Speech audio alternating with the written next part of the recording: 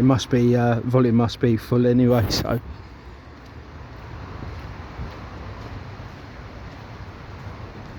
yeah, I went to Stonehenge with my brother.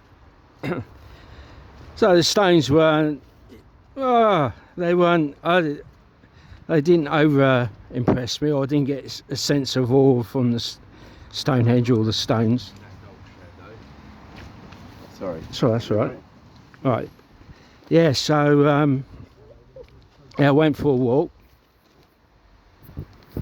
and the stones. There's a little town nearby. We parked up, myself and my brother, and so we found a lovely walk past farmland and whatever. I spoke even to a farmer. I was like, have you seen any crop circles around here? So he's telling me all about the crop circles he's seen. I'm going to post, I've just visited a crop circle near West Meon, so which was quite interesting. I've posted that on my TikTok, but I'll probably I put the footage on YouTube. I have to try and get me, I've got a Rumble account as well. I've got to try and get that going again, so that seemed to have disappeared. So this is the Basingstoke Canal at Fleet. I'll yeah, so strange things, obviously crop circles, and also obviously what we saw that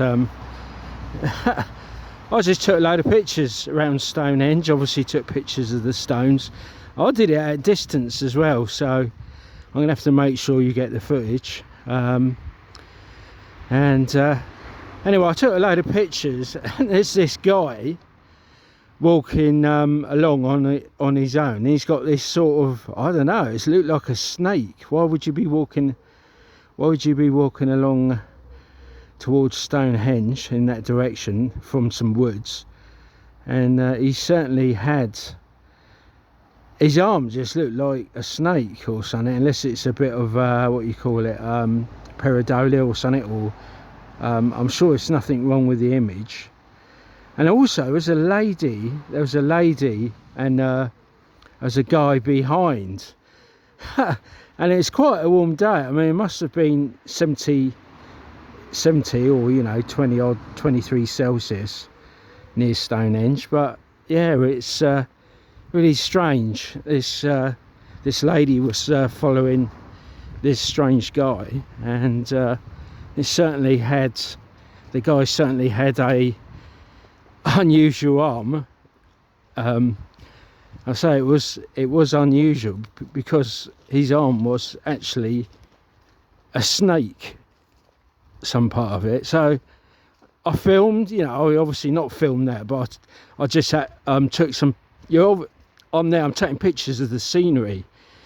So I'm sort of and obviously I'm a ufologist, so I look for UFOs and strange phenomena. So I always look above trees and things like that. So anyway, I was looking through my photographs and I saw this guy, and I thought he's carrying something. So, and it was it's something that looked like a snake, and I say it was close to his head, and his arm wasn't quite right. So obviously a lot of my ufologist friends, and I mean, I know some of the best American ufologists in the world. They all cropped it, they all filtered the picture, so it was really odd. Probably demonic. I mean, whatever I photographed. But then again, you think about it, Stonehenge, yeah? Stonehenge is a sacrificial stones, because obviously I think the extraterrestrials or aliens use Stonehenge as like an ordnance survey map, or at least get around the planet Earth in the early days. How would they know which way to Sweden? How would they know which way to Bath or Salisbury, or, you know? So the stones are certainly, like in France, I should imagine they're like guide stones, you know. Yeah, so I mean, how do they get here? I mean, the universe is supposed to be many light years. So I think, was it 13 light years or something? It's the nearest star or something like that, or 13 light years they reckon. Is it Arcturus or some planet or something, or star? I can't remember. I'm more interested in UFOs and strange phenomena. Yeah, so this guy had like a snake arm, or it just doesn't look like he's carrying it, you know, as he picks it up in the woods. Or is it something else, an owl or something? It's really odd. Oh, it's a bit creepy. And Eloise has seen the pictures, and she was saying it was something demonic. So you know, Eloise, so she was saying it was something demonic, and she's sort of saying, oh, it's attacking her and stuff like that. So it might be in her head. I mean, certainly, I was obviously nearer to the whatever it was. But straight, I'm a ufologist. I'm a researcher. So yeah, I visited a crop circle yesterday. I filmed a bit of it. So orbs have been seen around crop circles before. I've seen orbs around them. So I mean, I'm all right. You think I'm seeing these objects. I'm passing some very strange people. And it's like Eloise was saying they're demonic, but they're just obviously didn't harm me or anything like that. So touch wood, or touch some tree. I got better touch a tree or something. Yeah, so I've been okay so far. Perhaps I've got to be careful, you know. Anyway, I went to Westmere and saw the crop circle, filmed a bit, took loads of pictures. And yeah, that's why I am, a researcher. I've seen many unidentified flying objects.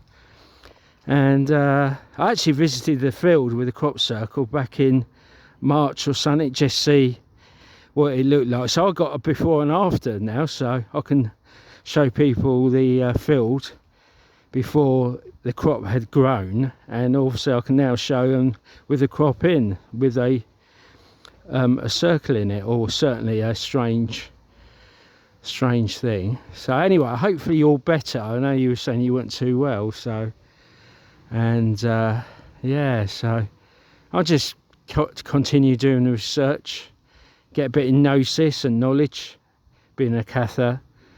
So what a strange world we live in. So it's certainly a good God, and I should imagine there is a bad God. Certainly the good God is keeping an eye on me. Yeah, so I've been doing the E-I-O-U, you know, the Cathar chant. So I've been doing that. So that might help keep those demons away. Yeah, so I've been going E-I-O-U. No, sorry, A, I've forgotten the A. How about that? Be doing that A-I-O-U, but obviously a lot longer. So I've been, what did I start from me? Yeah, so yeah, I've been doing the Cathar chant. So yeah, so yeah, I obviously saw those objects in West Moors in Dorset. And I got loads and loads of pictures.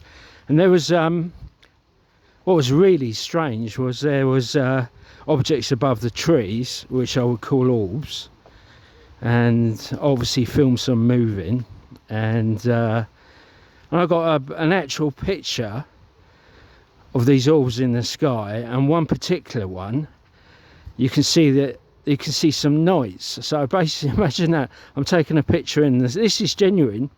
I've taken a picture in the sky, and you can see like men on horseback.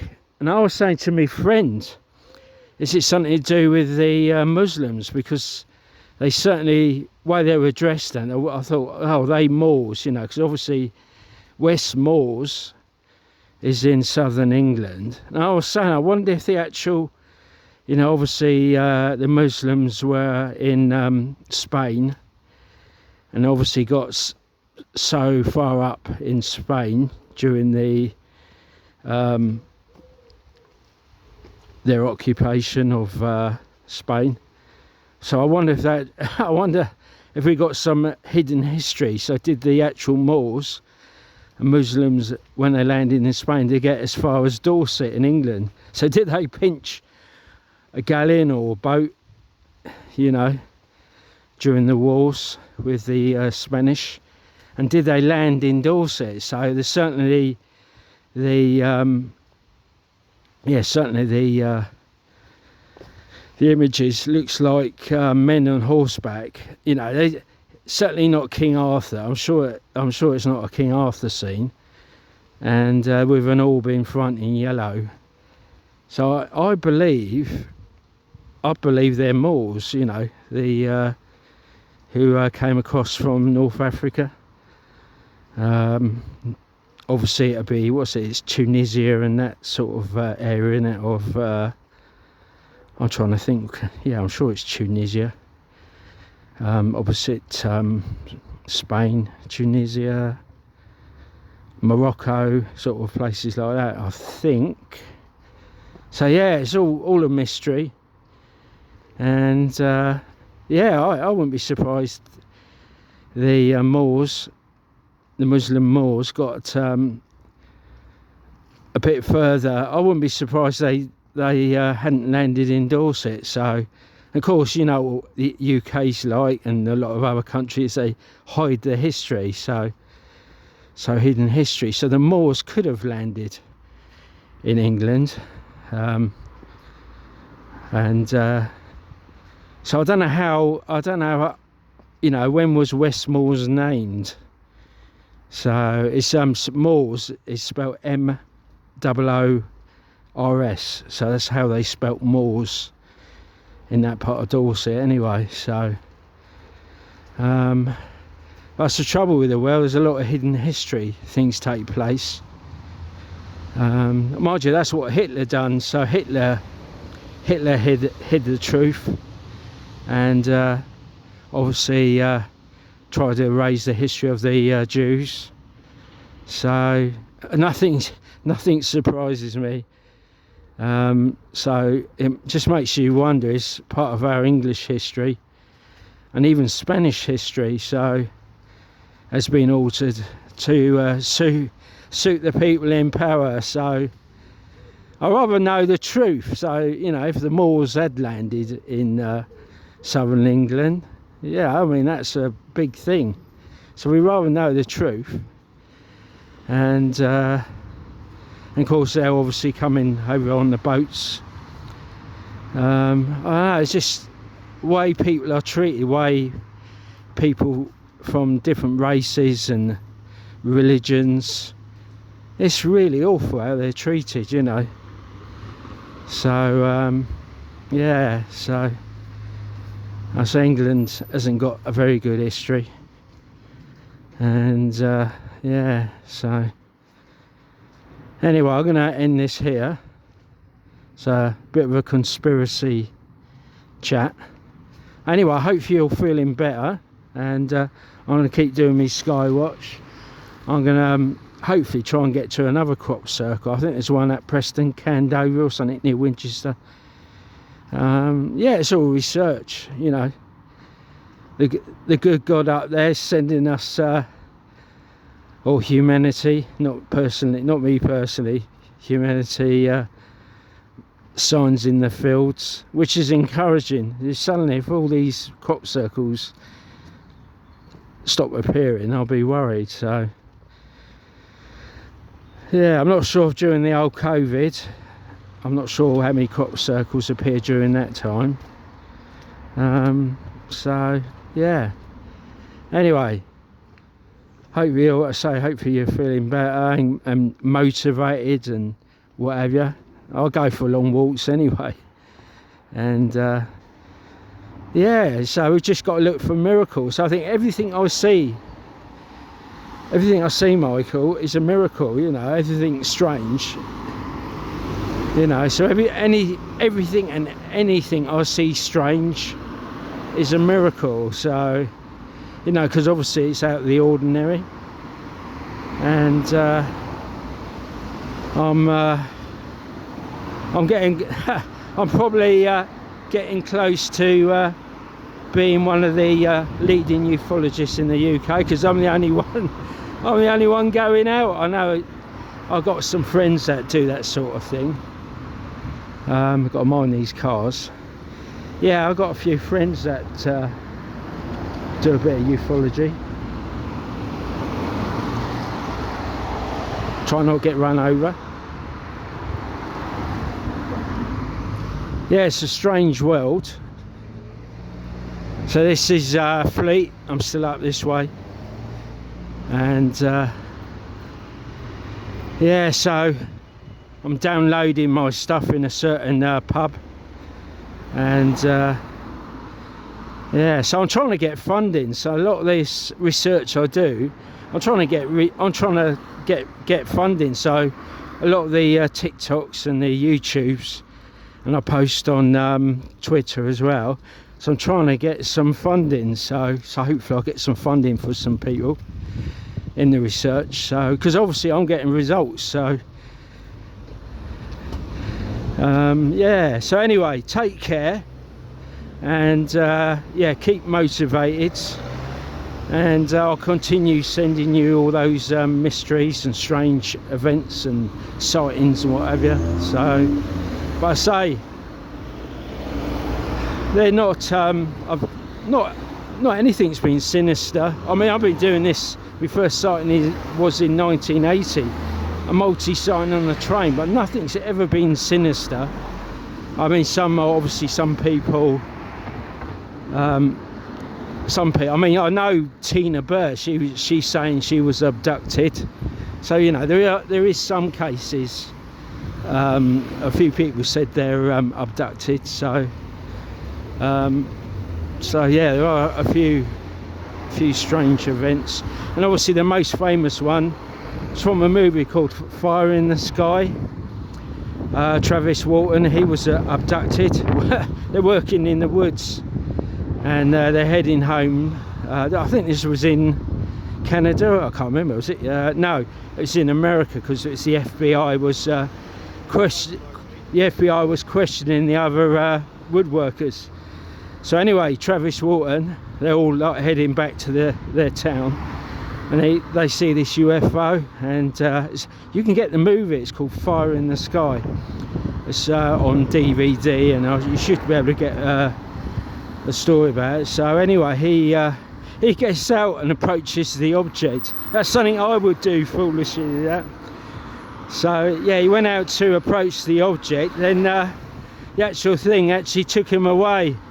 And of course these other workmen were saying, keep away, and they saw something come out of the craft, and it scared them off, and they started driving off quick. And the odd FBI were questioning his co-workers, because obviously they thought some mischief had been done, and the old disappearance was a bit more than alien. But anyway, he did turn up. That's I'm going to ruin the story, but he did turn up. So hopefully that doesn't happen to me. As long as I return normal. Anyway, take care, and we'll speak soon, I'm sure. Bye.